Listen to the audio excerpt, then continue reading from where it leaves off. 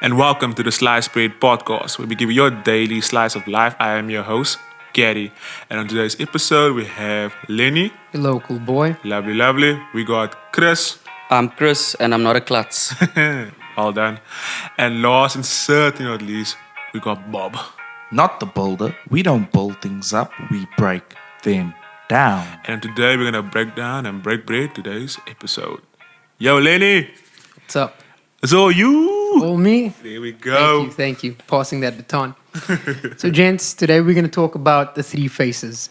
And it's a saying that the Japanese have. They say that each one of us actually have three faces. The first face you show to the world. The second face you show to your close friends and your family. And the third face you never show to anyone. According to them, this third face is the truest reflection of who you are. So, gents, let's break bread on this first face. Do you think that that first face that we show to the world is a true reflection of ourselves? Or do you think it's some kind of an act? Talk to me, Gary. No, that first face is not the true reflection of ourselves.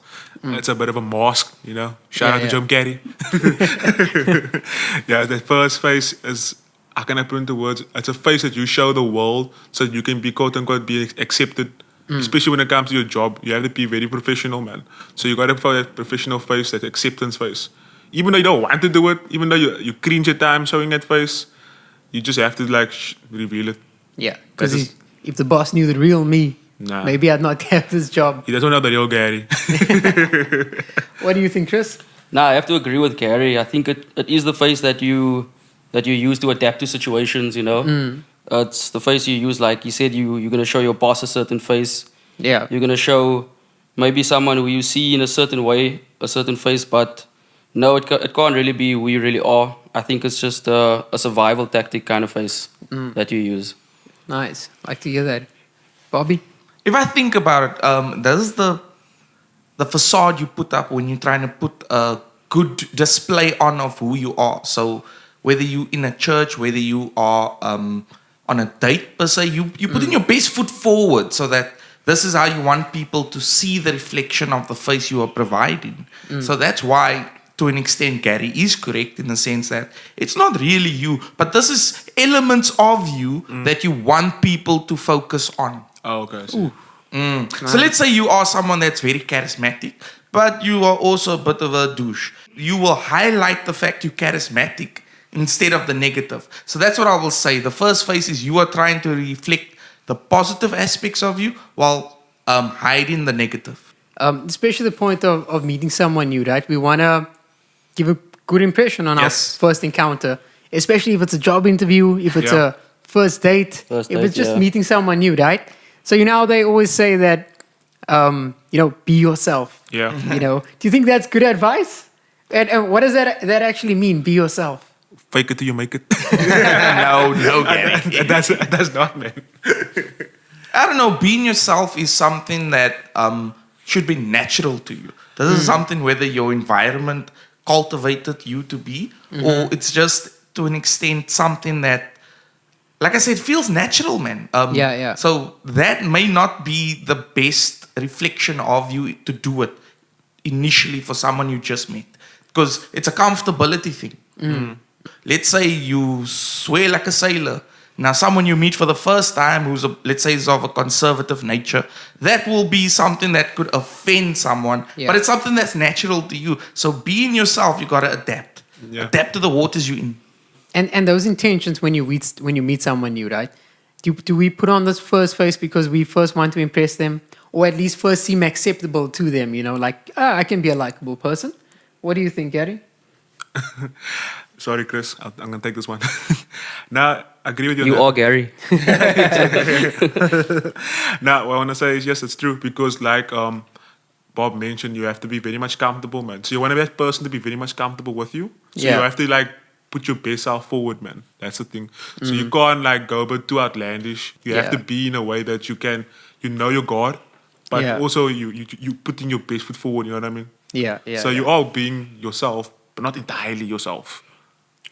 I'm actually thinking, don't you think when someone says be yourself, it can come across as condescending in like a weird way. It could be You know what I mean? actually. Because I was thinking about this, like you think about someone that's really after something, then you just say to them, "Be yourself." But it's like there's maybe some things that you actually need to work on, or maybe something that you need to do different, or you know that you need to act a certain way that's not yourself to achieve what you want. Yes. You know what I mean? And then they tell I you, get be, you. be yourself. That's big brain thinking of the other person. I'll give them credit. Yeah. Like, oh, he's gonna go talk to that girl. My advice is be yourself, you know what I knowing mean? it's not gonna work out. Big brain. Yeah. So I go after them. I'm not gonna be myself, and therefore it's gonna work out. Is that how you got Kelly? Yeah. But No, I would, was myself. but I would say it's important to always stay true to who you are. In that, yeah. Nice. Well, Bob, if I allude to what you said earlier, maybe it's like be yourself, but not so much.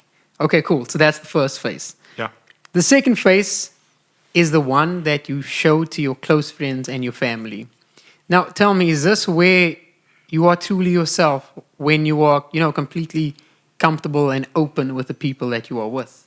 It depends who you with. With your friends, you can be a bit erratic, you can be a bit, insane.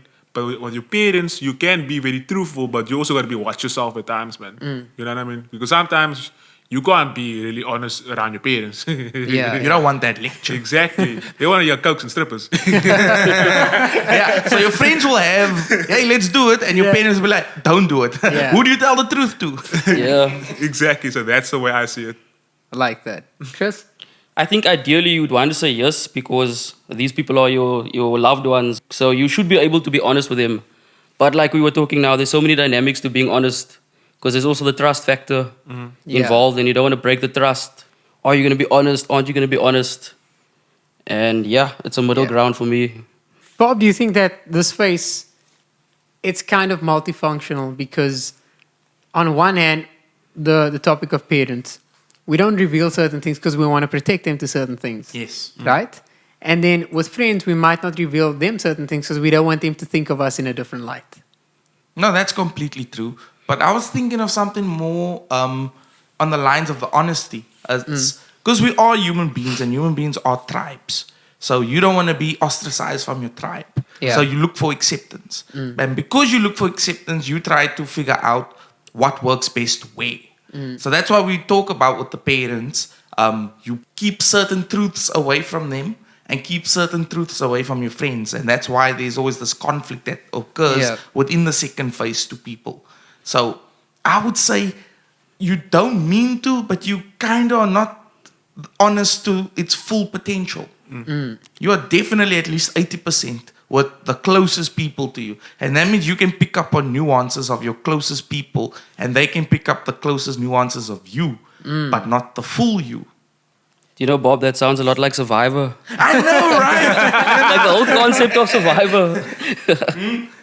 Based on that, then, do you think that it's possible that, someone close to you can know you better than you know yourself? I would say so. Okay. I would say, let's take your siblings. Your siblings grew up with you. They know certain things about you that your friends definitely do not know. They do not know you at your lowest point. So in other words, if you were really angry and your siblings saw this throughout your whole life, your friends would only see a portion or it only comes out at certain points. So they will be your first barrier of protection. Like, leave this person alone because they know how to deal with it because they've seen it their whole lives. And your friends won't see the same magnitude of it. So that's why I would say there is definitely your closest peoples and your families will know you sometimes better than your friends. So in that sense, right? Yeah. Just because they've seen you. Yes. They've grown up with you. They get to see you when you're alone. Happy, sad, whatever emotion is going on. And they possibly more likely spoke to you. I always say the realest conversations you can ever have with someone is past 2 o'clock. That's true. Past 2 o'clock, you hear the absolute truth. People don't have the time to put on the facade. Especially in a park car. And you're more likely to have that conversation. Yay. You're more likely to have those conversations with your family. Do you think that with friends or loved ones, we still put on a different face with them just to fit in? No, I agree 100%. That one. I've been there before. I took my L's. I took my L's by trying to be accepted by certain people. But what I've learned over the years is that if you're gonna put a face to be accepted by certain people, you're not really being yourself. You basically feeding into their in how they feel you need to look how you must act and so forth, man. Yeah. Any thoughts, or can I go on to this final phase? I think we settled the second phase pretty well, guys. phase. Yeah, Right? we did. I know you do put on a different Yeah. face for the closest ones to you as well. Like the second phase, it sounds kind of diverse. You know, it really sounds diverse and multifunctional, and it sounds like there could be a little bit of the first phase in the mix there somewhere. You know, when you're still trying to seem different to other people, just because of the dynamics of friendships and families aren't always the same. Look, you either have a second face or you're two-faced. So you must choose. Know a couple of them. Okay, let's go on to this third and final phase. And they say that you never ever show this face to anyone. It's kind of that one that you hide away. Now I want to know, is this the truest reflection of ourselves? And is this where true honesty lies, at least within ourselves? I'd say definitely. I mean, I don't think anyone knows you better than you know yourself. I mean, we can probably think like we were talking now about, do your loved ones, can they see the real you? And yes, that's true. But I do think that when you're by yourself, you are obviously who you really are, you know? Yeah. Now I agree with Chris. I do believe like nobody knows yourself better than yourself. That's it. That can go on a t-shirt. There are times where you go through the worst of the worst, and the best teacher in life is you, because you're gonna have a conversation in the shower, and you're gonna go through that whole scenario, and you know the shampoo's gonna always agree with you, man. In that conversation when you go through that lecture. I'm not crying, the shampoo's in my eyes. Exactly. But yeah, I feel like that third phase it reveals a lot. It reveals insecurities. It reveals a lot of truth of who you are, man. Yeah. I think not all your friends know all your insecurities. They don't know everything about you that you think. Because sometimes like there's like harsh truths that you want to tell your friends, but you can't because like you know it's gonna like either break the friendship or it's gonna like it's gonna have a very tough conversation. Yeah. So yeah, Those tough moments. exactly. So I think the third phase it should be just to yourself. Don't reveal it. Yeah. No, but don't you think you should have to be honest about who you are to people? Try being honest with people, then see what happens. You got your point. Got your point. Thoughts, Bob? The third phase sounds a lot like that inner monologue that you have with yourself, which I found statistically not everyone has an inner monologue. I'm sorry for those that don't, but we'll keep you in our prayers. The inner monologue where how can I say, it's your initial reaction and it gets spoken in your head. So in other words, if something occurs, your real true self and your true feelings will be expressed in your head, and then you calculate whether you should show it or not. Your conscience in a way. Because that's what Gary was saying is like, go, be honest, see what happens. Yeah. Why? No, because you see what happens is the reaction of someone else. Yeah. So then you weigh in the pros and cons in your head. Is it worth it? Is it not worth it? So that third phase is literally the one that only you know or you aware of. Like you said, your conscience in a way. Let's say there was a tragedy that has occurred in a particular country. It doesn't affect you. In your third phase, you could actually be telling yourself, it hasn't happened to me. I don't actually care about this. Yeah. But if you actually set that out in the world, you will get judged harshly for saying that. But that's how you really felt in your third phase. But whether you say it or not, that's where the judginess comes in. Yeah. So that's why we talk about the third phase being the truest reflection of you. That's the side most of the world will never see. Yeah, so it's only in an ideal world, I guess, Exactly. where everyone can just be honest there. Yeah. And if everyone was honest, let's just say a lot of feelings would be hurt. Yeah. You know, there'll be a lot of tissues. Yeah. Invest in tissue companies. Oh, I love my twin savers.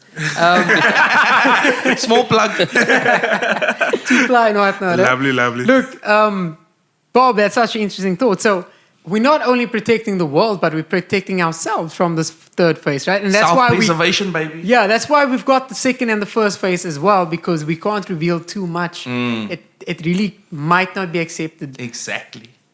And that's where I think greatness lies. Because the people that do reveal the third phase, you get met with acceptance and hatred at the same time for you having the goals to reveal it. Yeah. So it's up to you. It's a chance. It's Yeah. literally playing Monopoly and landing on chance. Yeah. You either pay in the mortgage or you get in 200 to go free pass. It's one of the two. Bob, but let me ask you this. What would you tell the person who reveals a third face and everyone doesn't like that third face of them?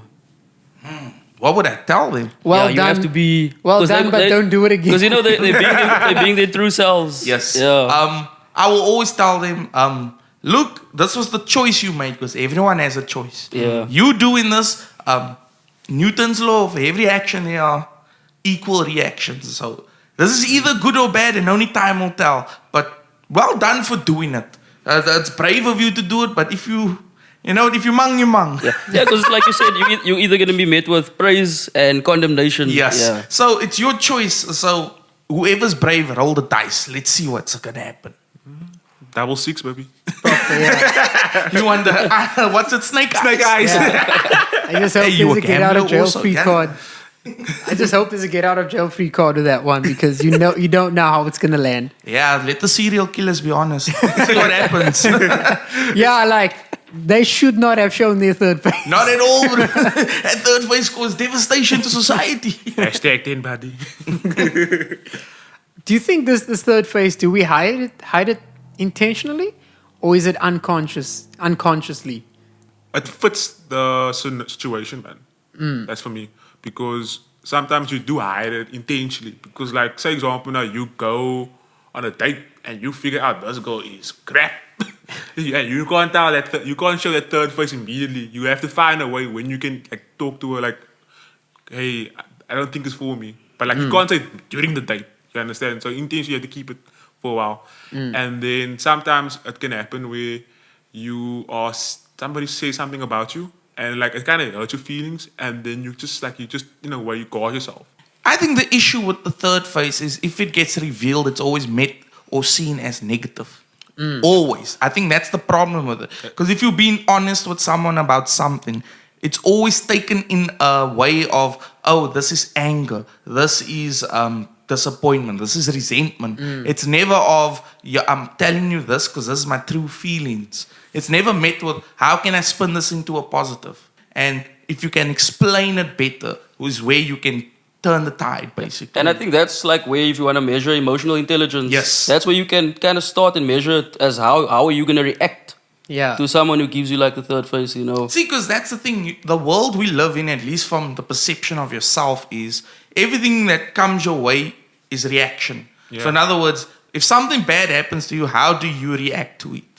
And that is where you will learn understanding. If you were the one being the how can I say, the point of pushing forward someone else's reaction, you must be able to recognize that you were the reason for this reaction. Yeah. Oh, It's the okay. accountability of the third Yeah. face So that most people don't take.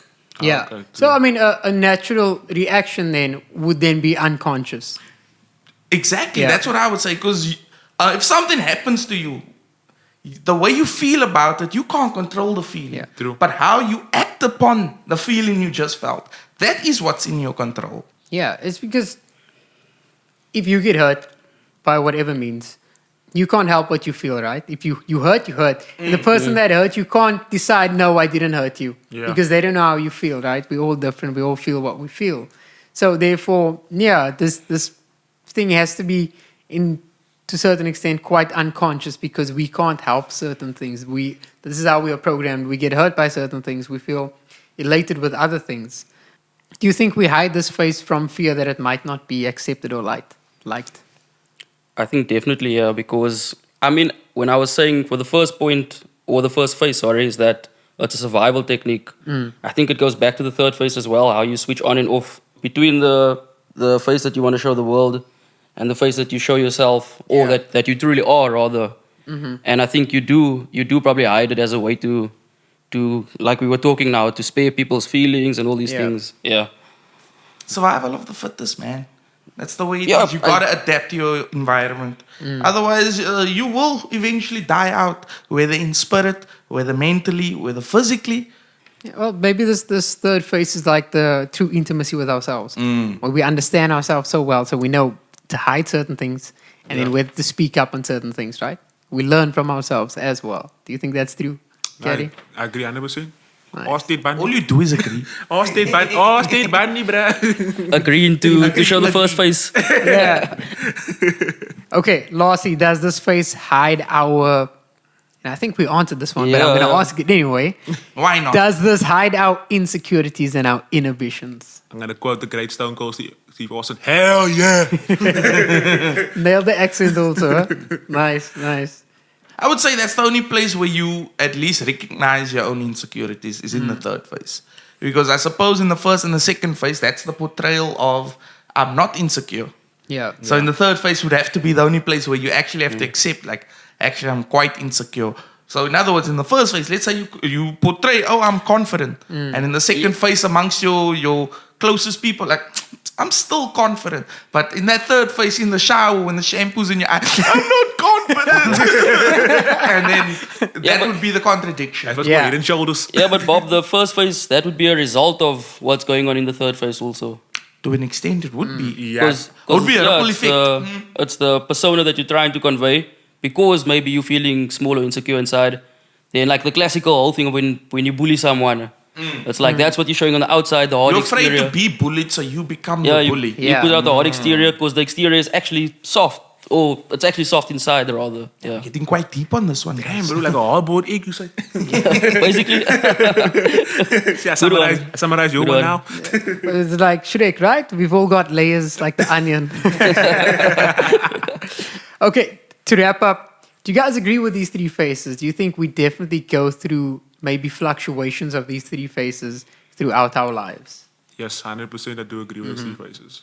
I believe phase 1 is very important, phase 2 is also very important, phase 3 is in the shower. It's just the shampoo. Just the shampoo, yeah. Chris? I think it's quite something that's relevant in our lives. I would say the third phase is consistent. I would say the first and second phases is what fluctuates. Well, thank you for letting me steal your job today, Gary. Much appreciated. It's fine, you stole my goal, so it's cool. Thank you, Kelly. And thank you, ladies and gentlemen, tuning in today's episode. Please make sure that you like, share, and subscribe to the Slice Bread podcast. And make sure that you join us next time for another Slice of Life.